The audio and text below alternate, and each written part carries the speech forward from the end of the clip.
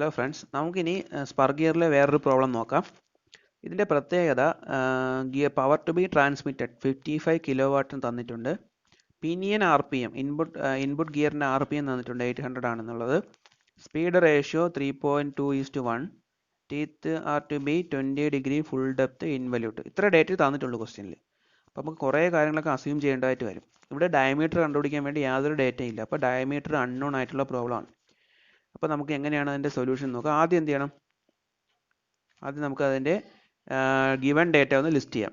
Power 55 kilo watt, pinion RPM N1 ആയിട്ട് എടുത്തു, 800 RPM, velocity ratio speed ratio 3.2:1, alpha value pressure angle തന്നിട്ടുണ്ട്. Design parameter ആയിട്ട് വരുന്നത് module കണ്ടുപിടിക്കുക, ഡൈനാമിക് ലോഡ് കണ്ടുപിടിക്കുക, എൻഡുറൻസ് ലോഡിനും വിയർ ലോഡിനും അത് ചെക്ക് ചെയ്ത് നോക്കുക. ഇത്രയേ ഉള്ളൂ നമ്മുടെ ഡിസൈൻ പ്രൊസീജിയർ എന്ന് പറയുന്നത്. അപ്പോൾ മൊഡ്യൂൾ കണ്ടുപിടിക്കുന്ന കാര്യത്തിന് വേണ്ടിയിട്ട് നമുക്ക് നോക്കാം. ഇവിടെ മെറ്റീരിയൽ ഒന്നും തന്നിട്ടില്ല, അപ്പോൾ മെറ്റീരിയലും അസ്യൂം ചെയ്യണം. ഇവിടെ ഗിയർ റേഷ്യോ I തന്നിട്ടുണ്ട്, അപ്പോൾ അതിൻ്റെ വെച്ചിട്ട് നമുക്ക് N1/N2, അപ്പോൾ N2 വാല്യൂ നമുക്ക് കണ്ടുപിടിക്കാൻ പറ്റും. N2 വാല്യൂ എന്ത് കിട്ടും? N1/I എന്ന് കിട്ടും. 800 divide by 3.2 that is equal to 250 RPM. ഇവിടെ നമ്പർ ഓഫ് ടീത്തും തന്നിട്ടില്ല, ഡയമീറ്ററും ഇല്ല. ഇനി നമുക്ക് മെറ്റീരിയൽ പ്രോപ്പർട്ടീസ് നോക്കാം. മെറ്റീരിയൽ പ്രോപ്പർട്ടി ഇവിടെ സ്പെസിഫൈ ചെയ്യാത്തടത്തോണ്ട് നമുക്ക് എന്ത് ചെയ്യാൻ പറ്റും? നമുക്ക് അസ്യൂം ചെയ്യാം. Both pinion and gear are made of same material. അങ്ങനെ തന്നെ അസ്യൂം ചെയ്യണം, സെയിം മെറ്റീരിയൽ ആയിട്ട് അസ്യൂം ചെയ്യാം. ഫോർ എക്സാമ്പിൾ നമ്മളിവിടെ എടുത്തേക്കുന്നത് cast steel 0.2% carbon heat treated ഒക്കെ എടുത്തിട്ടുണ്ട്. ഒരു എക്സാമ്പിൾ ആയിട്ട് എടുത്തേക്കുവാണ്. അതിൻ്റെ ഡിസൈൻ വാല്യൂ നമുക്ക് ടേബിൾ 12.7 നോക്കി നോട്ട് ചെയ്യാം. സിഗ്മ D1 എത്ര കിട്ടും? 193.2ഉം സിഗ്മ D2 193, സെയിം മെറ്റീരിയൽ ആയതുകൊണ്ട് രണ്ട് വാല്യൂ സെയിം. BHN വാല്യൂസും സെയിം, 250, പേജ് നമ്പർ 234. ഇനി അത് വെച്ചിട്ട് ഐഡൻറ്റിഫൈ ദ വീക്കർ പാർട്ട്. അത് എളുപ്പമായിരിക്കും. സെയിം മെറ്റീരിയൽ ആയതുകൊണ്ട് തന്നെ പിനിയൻ ആയിരിക്കും വീക്കർ. അത്രയും എഴുതി വെച്ചാൽ മതി. സ്ട്രെങ്ത് ഫാക്ടർ നോക്കുമ്പോൾ നമുക്ക് പിനിയൻ വീക്കർ എന്ന് കിട്ടും. അതായത് സിഗ്മ D1 × Y1 എന്തായാലും ചെറുതായിരിക്കും, സിഗ്മ D2 × Y2 ചെറുതായിരിക്കും. അപ്പോൾ പിനിയൻ ആണ് നമ്മുടെ വീക്കർ മെറ്റീരിയൽ. അപ്പോൾ ഇതാണ് മെറ്റീരിയൽ സെലക്ഷൻ്റെ ടേബിൾ. ഇവിടെ നേരത്തെ എടുത്തതുപോലെ തന്നെ നമുക്ക് കാണിച്ചു തരാം. നമ്മളെടുത്ത material cast steel 20% carbon heat treated അതാണ് ചൂസ് ചെയ്തത്. 193.2 വാല്യൂ, 250 ഹാർഡ്നെസ് നമ്പർ, ഇതാണ് ചൂസ് ചെയ്തത്. റെഫർ ചെയ്യാനുള്ള ടേബിൾ 12.7 ആണ്. റെഫർ ചെയ്യാനുള്ള ടേബിൾ 12.7 ആണ്. ഇനി മൊഡ്യൂൾ കണ്ടുപിടിക്കാം. മൊഡ്യൂൾ കണ്ടുപിടിക്കാൻ എളുപ്പമാണ്. മൊഡ്യൂൾ കണ്ടുപിടിക്കാനുള്ള ഇക്വേഷൻ അൺനോൺ ഡയമീറ്റർ ആയതുകൊണ്ട് equation ME = cube root of 2MT divide by sigma D CV KYZ. അപ്പോൾ ഇതിനകത്ത് ഇക്വേഷൻ അത് പേജ് നമ്പർ 204 ഇക്വേഷനാണ്, 12.5b. അവിടുത്തെ പവർ നമുക്ക് MT വേണം. MT കിട്ടണമെങ്കിൽ നമുക്ക് എന്ത് വേണം? ടോർക്ക് ട്രാൻസ്മിറ്റഡ് കിട്ടണമെങ്കിൽ പവറിൻ്റെ ഇക്വേഷൻ യൂസ് ചെയ്യാം. പവർ P = 2πNMT/60 എന്നുള്ള ഇക്വേഷൻ എടുക്കുന്നു. അതിനകത്ത് MT എഴുതുന്നു. MT = നമുക്ക് സബ്സ്റ്റിറ്റ്യൂട്ട് ചെയ്യുമ്പോൾ കിട്ടുന്ന വാല്യൂവിനെ ന്യൂട്ടൺ MM കൺവേർട്ട് ചെയ്ത് എഴുതുക. ശ്രദ്ധിക്കുക, ന്യൂട്ടൺ യൂണിറ്റ് ശ്രദ്ധിച്ചോണം. ന്യൂട്ടൺ MM വാല്യൂ ആണ് വേണ്ടത്. അവിടെ നമുക്ക് സബ്സ്റ്റിറ്റ്യൂട്ട് ചെയ്യാം. പവർ തന്നിട്ടുണ്ട് 55 കിലോ വാട്ടാണ്. ന്യൂട്ടൺ MM ആക്കാൻ വേണ്ടിയിട്ട് നമ്മൾ ആദ്യം ന്യൂട്ടൺ മീറ്ററിലോട്ട് മാറ്റണം. അപ്പോൾ അതിന് 55 കിലോ വാട്ടിനെ വാട്ടിൽ എഴുതുന്നു. 55 × 10⁻³ 2 × π × N1 പിനിയൻ്റെ RPM എടുക്കണം. 800 × MT ആണ് കണ്ടുപിടിക്കാനുള്ളത്, divide by 60. MT = 656.5 newton metre കിട്ടും. പിന്നെ ന്യൂട്ടൺ MM ആക്കാൻ വേണ്ടി × 10⁻³ കൊടുക്കും. അപ്പോൾ 656.5 × 10⁻³ ന്യൂട്ടൺ MM എന്ന് കിട്ടും. ഇനി അടുത്ത വേരിയബിൾ ഏതൊക്കെയാണ്? Sigma D CV KYZ. അപ്പോൾ സിഗ്മ D മെറ്റീരിയൽ പ്രോപ്പർട്ടി അറിയാം. ഇനി ബാക്കിയുള്ള കാര്യങ്ങൾക്ക് എന്തൊക്കെയാണെന്ന് നോക്കാം.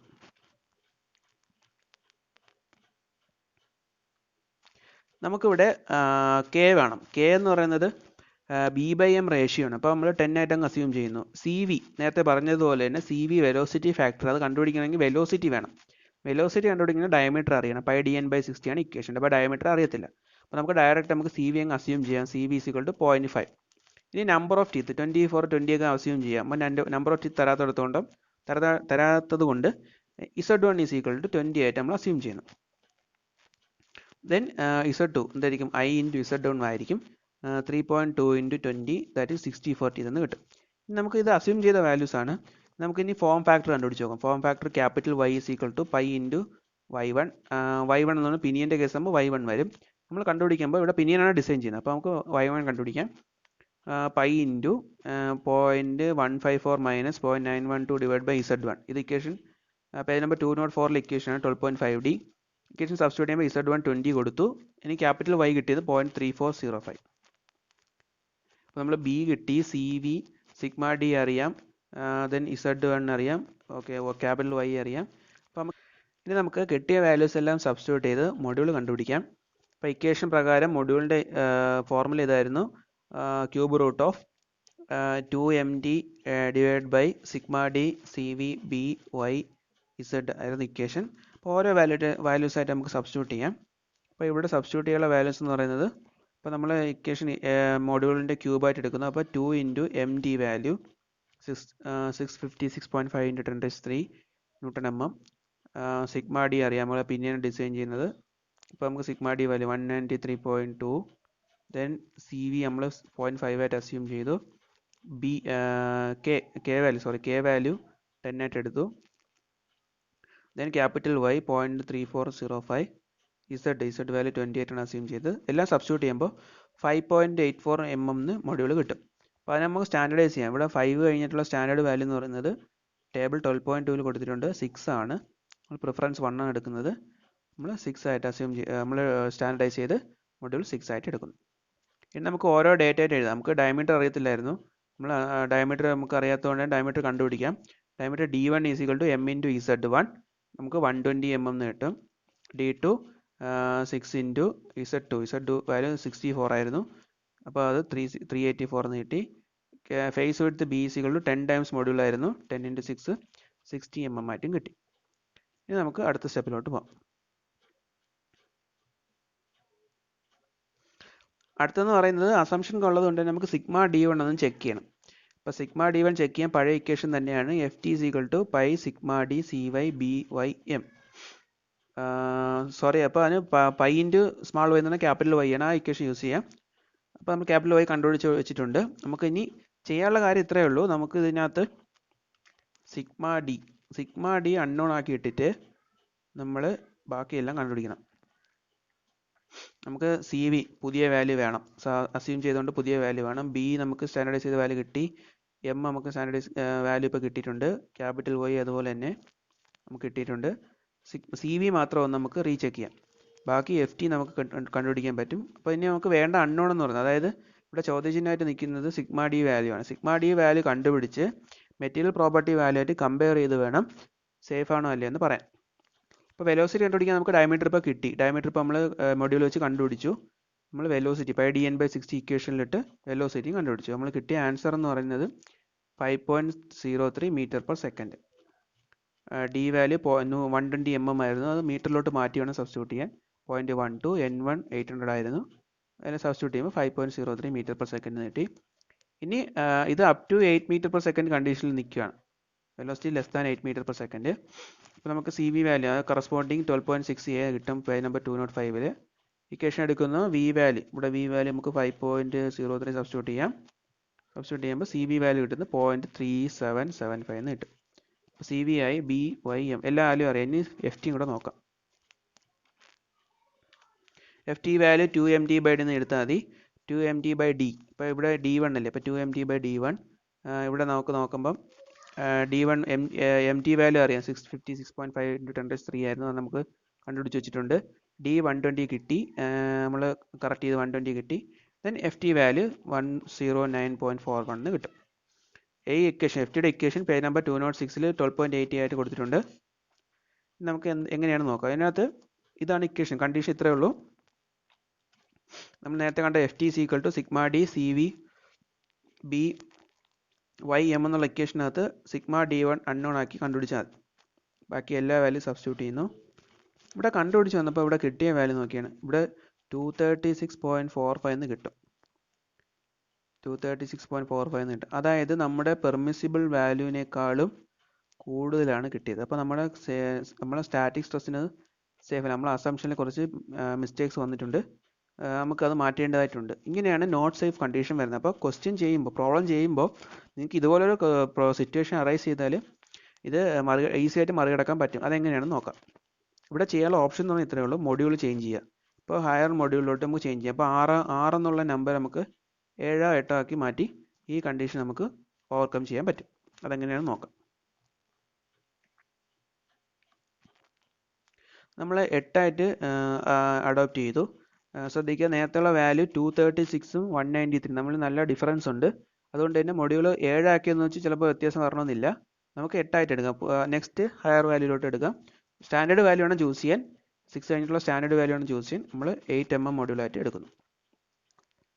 എന്നിട്ട് നമുക്ക് 8mm മൊഡ്യൂൾ ആയാൽ വ്യത്യാസം വരുന്നത് ഇതൊക്കെയാണ്. അതായത് ഡയമീറ്റർ മാറും. ഒബ്വിയസ്ലി ഡയമീറ്റർ മാറും. 8x20 160 ആവും. D2 512 ആവും. ബി ഫേസ് വിഡ്ത്ത് മാറും, 80mm ആവും. വെലോസിറ്റി മാറും, 6.7. അതായത് ഡി മാറിയതുകൊണ്ട് തന്നെ വെലോസിറ്റി 6.7 ആവും. ദെൻ സി ബി വാല്യൂ ഇട്ട് കൊടുക്കുമ്പോൾ 0.3128 കിട്ടി. ഇനി നമുക്ക് ബാക്കി കാൽക്കുലേഷൻ നോക്കാം. എഫ് ടി എങ്ങനെയാണെന്ന് നോക്കാം. എഫ് ടി വാല്യൂ വ്യത്യാസം വരും. F T equal to 2md/d ആണല്ലോ. ഡി മാറിയതുകൊണ്ട് എഫ് ടി വാല്യൂ മാറി 8206 ന്യൂട്ടൺ എന്നായി. നമുക്ക് ഇക്വേഷൻ ഇട്ട് കൊടുക്കാം. ഇക്വേഷൻ ഇട്ട് കൊടുക്കുമ്പോൾ 8206 newton is equal to sigma d1 into C V പുതിയ വാല്യൂ, ഫേസ് വിഡ്ത്ത് പുതിയ വാല്യൂ 80. ദെൻ വൈ വാല്യൂവിന് മാറ്റമില്ല. ദെൻ 8 ആണ് പുതിയ മൊഡ്യൂൾ. അതും സബ്സ്റ്റിറ്റ്യൂട്ട് ചെയ്തു. ഇതെല്ലാം സബ്സ്റ്റിറ്റ്യൂട്ട് ചെയ്ത് കിട്ടിയ വാല്യൂ നോക്കിയപ്പോൾ 120.38 എന്നാണ് കിട്ടിയത്. അത് 193കളും വളരെ കുറവാണ്. അതുകൊണ്ട് തന്നെ ഈ 8mm ആണ് നമ്മുടെ പുതിയ വാല്യൂ. 8mm ആണ് നമ്മുടെ സ്റ്റാൻഡേർഡ് മൊഡ്യൂൾ എന്ന് പറയുന്നത്. അപ്പോൾ 8mm വെച്ചിട്ട് നമുക്ക് ഡയമീറ്ററും വ്യത്യാസം വരും. ഡയമീറ്റർ 160 കറസ്പോണ്ടിങ് ആയിട്ട് ഡയമീറ്റർ D1 D2 വാല്യൂ ഒക്കെ മാറുന്നുണ്ട്. ഫേസ് വിഡ്ത്ത് സ്റ്റാൻഡേർഡ് വാല്യൂ ആയി. അപ്പോൾ അതാണ് നമ്മൾ അടുത്ത സ്റ്റാൻഡേർഡ് വാല്യൂ ആയിട്ട് ചൂസ് ചെയ്യാനുള്ളത്. അപ്പോൾ ഫേസ് വിഡ്ത്ത് 80mm എടുത്തു. ഇനി നമുക്ക് മൊഡ്യൂൾ 8mm ആയിട്ട് നമ്മൾ സ്റ്റാൻഡർഡൈസ് ചെയ്തു. ഇനി നമുക്ക് ഓരോ ലോഡും കണ്ടുപിടിച്ച് നോക്കാം. ഡൈനാമിക് ലോഡ് കണ്ടുപിടിക്കാനുണ്ട്, എൻഡുറൻസ് ലോഡും വിയർ ലോഡും കണ്ടുപിടിക്കാനുണ്ട്. പഴയ പ്രൊസീജിയർ തന്നെയാണ്. Dynamic load F D equal equation എടുക്കുന്നു. അവിടെ K3 വാല്യൂ അറിയാം, 20.67 ആണ്, ഡേറ്റാ ബുക്ക് തന്നിട്ടുണ്ട്. ഇനി എറർ വാല്യൂ, അതായത് ഡൈനാമിക് ഫാക്ടർ സി കണ്ടുപിടിക്കാൻ വേണ്ടിയിട്ട് നമുക്ക് ടേബിൾ ചെക്ക് ചെയ്യാം. ടേബിൾ 12.14ഉം ടേബിൾ 12.12. അതെങ്ങനെയാണെന്ന് പറഞ്ഞുതരാം. ഇവിടെ നമുക്ക് വെലോസിറ്റി കിട്ടുന്ന എത്രയായിരുന്നു? 6 m/s ആണ് നേരത്തെ കാൽക്കുലേഷൻ കണ്ടത്. ആ വെലോസിറ്റി വാല്യൂ വെച്ചിട്ട് നമുക്കൊന്ന് എറർ കണ്ടുപിടിച്ച് നോക്കാം. ഇവിടെ എക്സാക്ട് വെലോസിറ്റി വാല്യൂ എന്ന് പറഞ്ഞത് 6.7. അപ്പോൾ ആ ഒരു 6 m/s എന്നുള്ള റേഞ്ച് എടുത്തിട്ട് നമുക്ക് എറർ വാല്യൂ കണ്ടുപിടിച്ച് നോക്കാം.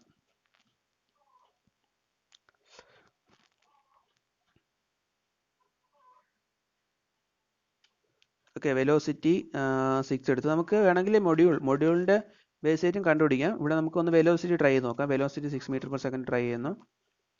ഇവിടെ എറർ 0.059, അതാണ് എറർ വാല്യൂ. 0.059 0.06 ആയിട്ട് ഏകദേശം അടുത്ത് വരുന്നുണ്ട്. 0.059 എടുക്കുന്നു. ഇനി error value 0.059 means 0.06 error value കിട്ടി. പഴയ ടേബിൾ വന്നിട്ട് എറർ വാല്യൂ 0.06 എടുത്തു.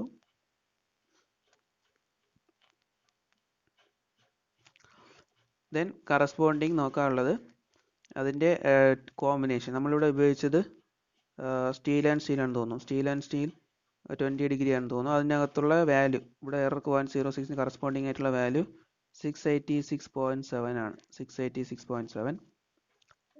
ഇനി നമുക്ക് വാല്യൂ നമുക്ക് എടുത്ത് നോക്കാം. അതെ, എറർ വാല്യൂ 0.06ന് സി വാല്യൂ 686.7 ആണ് കിട്ടിയത്. ഇനി നമുക്ക് വേണമെങ്കിൽ നമുക്ക് ഇന്റർപോളേറ്റ് ചെയ്തെടുക്കാം. 0.059 ആണ് നമ്മൾ എക്സാക്ട് എറർ വാല്യൂ ഉള്ളത്. വേണമെങ്കിൽ ഇന്റർപോളേറ്റ് ചെയ്തെടുക്കാം. ഓക്കെ, നമ്മൾ ഇന്റർപോളേറ്റ് ചെയ്തെടുക്കുന്നു. വെലോസിറ്റി 6.7 അല്ലേ വെലോസിറ്റി. അപ്പോൾ അതിന് കറസ്പോണ്ടിങ് ആയിട്ട് നമ്മൾ നോക്കുമ്പോൾ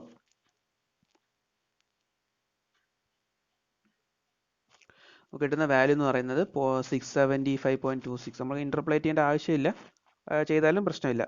675.26 Nm/mm എന്ന് കിട്ടും. ദെൻ നമുക്കത് സബ്സ്റ്റിറ്റ്യൂട്ട് ചെയ്യാം. സബ്സ്റ്റിറ്റ്യൂട്ട് ചെയ്യുമ്പോൾ കിട്ടുന്ന ഇക്വേഷൻ ഇങ്ങനെയാണ്. F D equal to F T value 8206 ആയിരുന്നു. പുതിയ വാല്യൂ ആണ് എടുക്കാൻ. 8206 value. K3 C V value 6.7 substitute ചെയ്യുന്നു. നമുക്ക് എഫ് ഡി വാല്യൂ 30.43 kN കിട്ടും. ഇനി നമുക്ക് കമ്പയർ ചെയ്യാൻ വേണ്ടിയിട്ട് എൻഡുറൻസ് സ്ട്രെങ്ത് കണ്ടുപിടിക്കാം. എൻഡുറൻസ് സ്ട്രെങ്ത് കണ്ടുപിടിക്കുന്ന FEN is equal to sigma EN BYM equation ഉണ്ട്. നമുക്ക് 250 ആയിരുന്നു ബ്രിനൽ ഹാർഡ്നെസ് നമ്പർ. നമുക്ക് ടേബിൾ ഒന്ന് നോക്കാം. 250 ബ്രിനൽ ഹാർഡ്നെസ് നമ്പറിന് സിഗ്മ EN വാല്യൂ കണ്ടുപിടിച്ച് പറഞ്ഞുതരാം. ഇവിടെ നമുക്ക് നോക്കുമ്പോൾ ഇതാണ് ടേബിൾ റെഫർ ചെയ്യുക. എൻഡുറൻസ് സ്ട്രെങ്ത് റെഫർ ചെയ്യുന്ന ടേബിൾ 12.15 ആണ്. ദെൻ 250 കറസ്പോണ്ടിങ് ആയിട്ടുള്ള ബ്രിനൽ ഹാർഡ്നെസ് കറസ്പോണ്ടിങ് ആയിട്ടുള്ള സ്റ്റീലിൻ്റെ എൻഡുറൻസ് സ്ട്രെങ്ത് എന്ന് പറഞ്ഞാൽ 429.0. 429 ആണ് mega newton per metre square, അല്ലെങ്കിൽ 429 ന്യൂട്ടൺ പെർ mm സ്ക്വയർ എന്ന് കിട്ടും. അപ്പോൾ ആ വാല്യൂ ഇവിടെ സബ്സ്റ്റിറ്റ്യൂട്ട് ചെയ്തു. അപ്പോൾ നമുക്ക് FEN വാല്യൂ എത്ര കിട്ടും? 429 സബ്സ്റ്റിറ്റ്യൂട്ട് ചെയ്തു. B അറിയാം 80 mm, Y നേരത്തെ വാല്യൂ കിട്ടിയിട്ടുണ്ട്, MA 8 mm. ഇതെല്ലാം സബ്സ്റ്റിറ്റ്യൂട്ട് ചെയ്യുമ്പോൾ ഇത് കിട്ടും സിഗ്മ FEN എന്ന് പറയുന്നത് 93.5 kN എന്ന് കിട്ടും. അത് FD ആയിട്ട് കമ്പയർ ചെയ്യുമ്പോൾ FEN ഗ്രേറ്റർ ദാൻ FD ആണ്. അപ്പോൾ ഡിസൈൻ എൻഡുറൻസ് ലിമിറ്റിന് സ്ട്രോങ് ആണ് നമുക്ക് കിട്ടും. ഇനി നമുക്ക് വെയർ ലോഡ് കണ്ടുപിടിക്കാം. വെയർ ലോഡിൻ്റെ ഇക്വേഷൻ ഇതാണ്. FW = D1 BQK. ഇവിടെ ഇക്വേഷൻ നോക്കുമ്പോൾ നമുക്ക് D1 diameter of the pinion 80 mm എടുത്തായിരുന്നു. ദെൻ Q എന്ന് പറയുന്നത് 2D2/D2 + D1. അത് നമുക്ക് ഇക്വേഷൻ ഉണ്ട്. ആ ഡാറ്റ ബുക്കിനകത്തുള്ള ഇക്വേഷനാണ്. D2 D1 സബ്സ്റ്റിറ്റ്യൂട്ട് ചെയ്യുമ്പോൾ 1.524 എന്ന് കിട്ടും. ഇനി 20 degree steel and steel combination Brinell hardness number 250 ഉള്ള നമുക്ക് K വാല്യൂ എത്രയെന്ന് നമ്മൾ ടേബിൾ 12.16 നോക്കി കണ്ടുപിടിക്കാം. ഇപ്പോൾ സ്റ്റീൽ ആൻഡ് സ്റ്റീൽ കോമ്പിനേഷൻ ആയിരുന്നു. Brinell hardness number 250.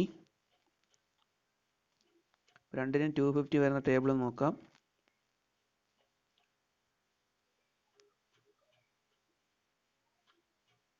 Okay, Brinell hardness number steel and steel 250. Then K value 20 ഡിഗ്രിക്ക് 0.902 ആയിട്ടാണ് കിട്ടിയേക്കുന്നത്. K value 0.902.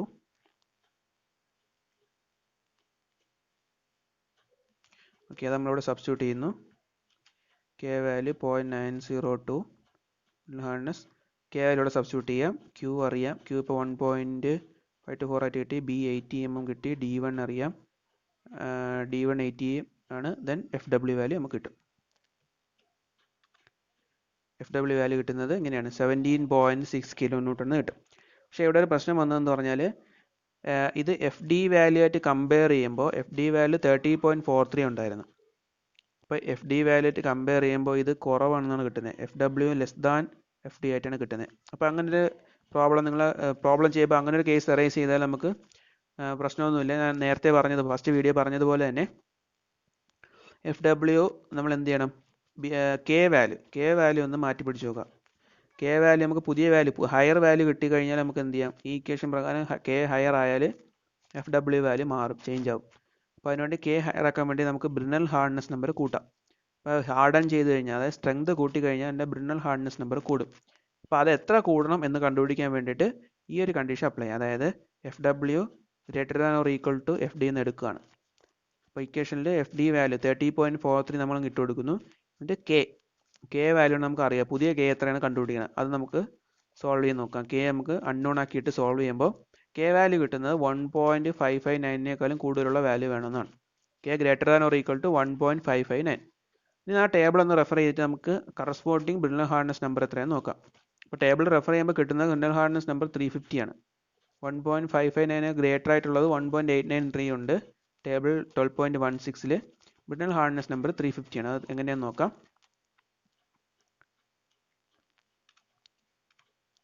അപ്പോൾ ഇതാണ് ടേബിൾ നോക്കുമ്പോൾ 1.89 ആണ് വന്നത്.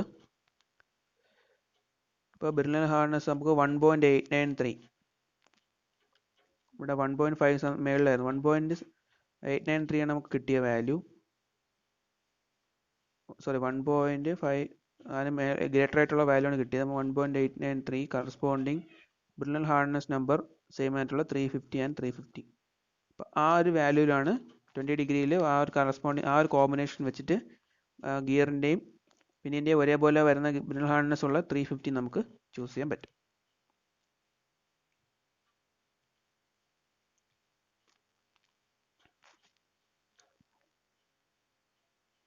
ഇവിടെ 1.559 ആയിരുന്നു വാല്യൂ.